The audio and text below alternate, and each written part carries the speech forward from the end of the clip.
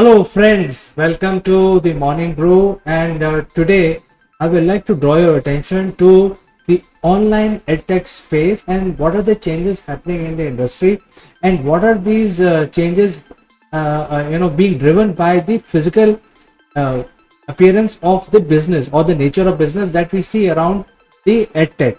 And that is why I thought I will talk about this. And the title of today's discussion is about the shrinking of the online edtech business space. So let's discuss this in more detail. And as you know that in India and the world over, the uh, the workplaces are getting opened, and now the new model which will continue for some more time is the hybrid normal, which means that if you talk about the office, 30% of the staff or 25% of the people can work from office. We have to visit the office, and remaining 60% can work from home. So this hybrid model is being followed at the workplace and everywhere else wherever there is a public interaction, and a complex protocol being developed where who will come to office, who will not come to office, all that is being produced as a timetable, and people are they have started to follow this. Now today we will talk about edtech, so this is only a reference about the workplace. From this point onwards, I will not refer the work environment, but it was important to mention that here because a similar mechanism is being used in the school also. There are government regulation in different states, and let's talk about India, where there is a hybrid mode of normal schools have been allowed. And so far, following all the COVID guidelines, that is hand sanitization, mask, and maintaining distance, etc., there are different states with different guidelines, but by and large, on an average, 10 students in a class are allowed. Remaining students can can join in the school using online mechanism. So this is something which is now happening from this session onwards, and because of this online thing which was going on, there were a lot of investment made by the edtech players. So if you look at the edtech, the major companies are companies like Byju's and Unacademy and Whitehead Junior, and there are a few more who have invested in building up this infrastructure, ramping up, preparing for the future where the education will be imparted using the online mechanism.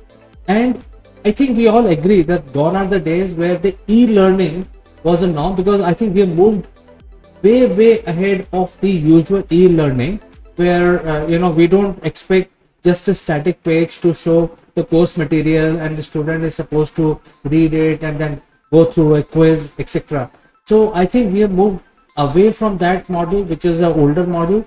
Now the current accepted model for online education is there is a teacher also involved here. So there is a e-learning, there is a education, which is the course material, maybe a whiteboard, maybe a quiz also. But a very important aspect to the online learning is the teacher being available.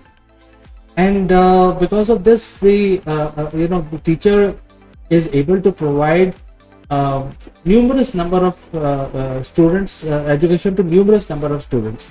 So unlike a school where there is an upper limit of 30-40 for effective communication between teacher and student, but when it comes to online, you can actually reach out to as many numbers of student as you want in one particular session. So these are some advantages, and then the reach can be maximized also. It doesn't matter whether you are in one state, one school, you can actually have distributed students across different states or even outside India. So these are certain advantages of the investment which has been made so far to beef up the online medium of education. But since the schools are now opening up, and the education institutes which are also the edtech, which are mostly in the training arena, they have also started up opening their coaching centers. And as you know that the edtech players, which are very big, in fact few of them are unicorns, they actually provide coaching and streamline the training to people for the competitive exams, or to do certain activities, prepare for certain activities like chartered accountancy, or prepare for some all India exams. So these coaching centers have a very different way of training people, because their whole idea is to prepare the students for a competition. And they also migrated to online mechanism. A lot of training was being given using online mechanism.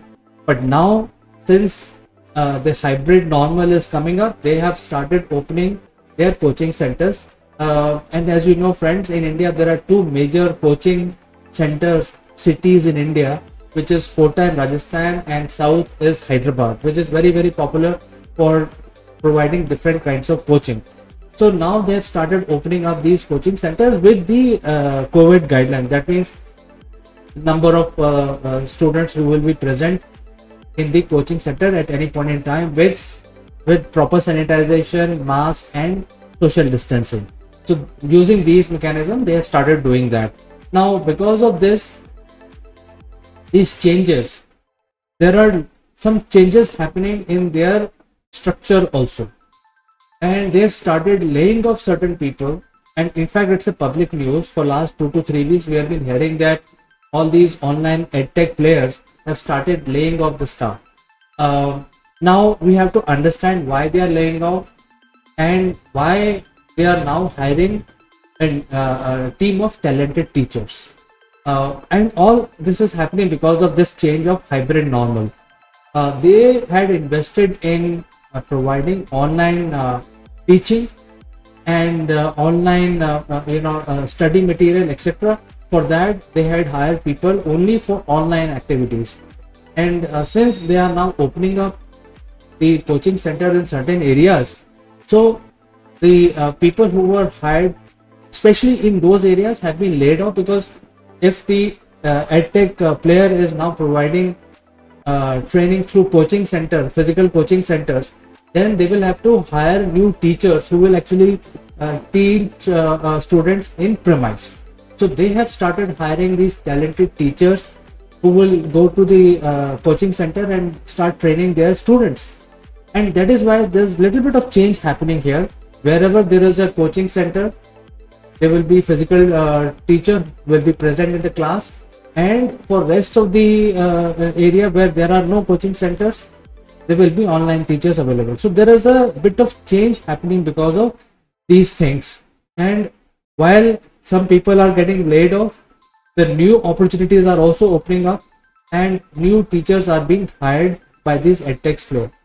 And because of this, there is a bit of shrinkage in terms of the online part of it. Because if you're opening a coaching center where you are promoting certain number of students to visit and study there physically, obviously the online business will shrink little bit. So the shrinkages of online business is just a correction which has happened.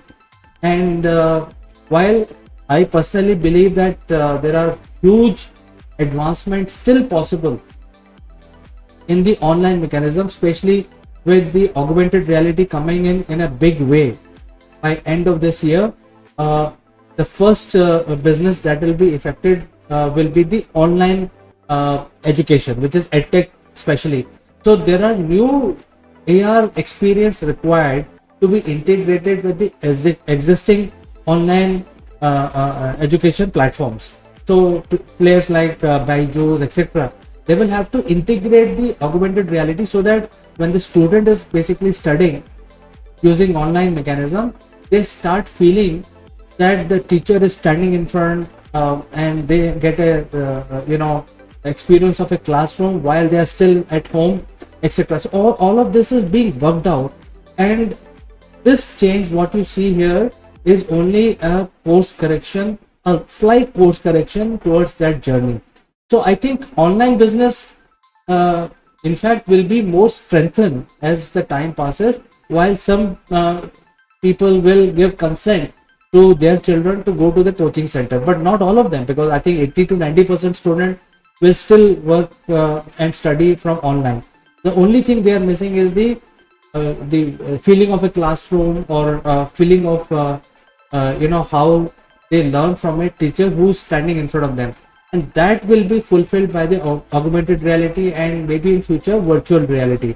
So these changes are happening. So my message to all the edtech players as well as to the student is not to get worried. This is just a course correction. You may hear about some people getting laid off, but there are huge opportunities now opened up for talented teachers to be hired by these edtech players. So I think that's a very good news. So friends, if you have any opinion or comment on this discussion, do send in your suggestions and comments. And as always, thanks for watching, and I will catch you in the next edition of Morning Brew.